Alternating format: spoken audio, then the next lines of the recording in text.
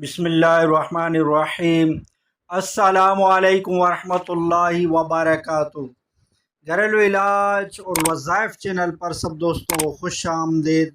आज इंशाअल्लाह घरेलू इलाज और वज़ाइफ चैनल से कुछ ऐसी अलामतें बताई जाएंगी। वो अलामतें उस बीमारी की हैं जो बहुत ही ख़तरनाक बीमारियां हैं, इनकी अलामतें आज बताई जाएंगी।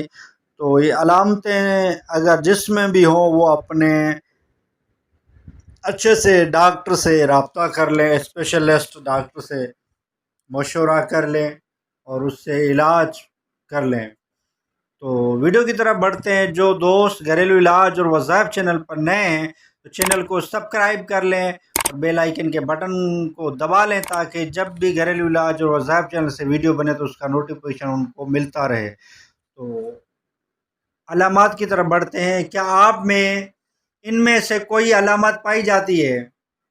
नंबर 1, मैदे की तेज़ाबियत यानी सीने में जलन, खाना हजम ना होना, पेट फूलना, गैस खारिज ना होना, उल्टी और दस्त होना, पाखाने में खून आना, कब्ज़ और वाई बादी का रहना, खूनी और बादी बवासीर, उल्टी में खून आना, पेट में पानी भरना और काला और पीला यरकान यानी हेपाटाइटिस बी और सी है। ये अलामतें अगर हैं तो आज ही अपने अपॉइंटमेंट यानी अपने किसी स्पेशल डॉक्टर से रब्ता कर रहे हैं।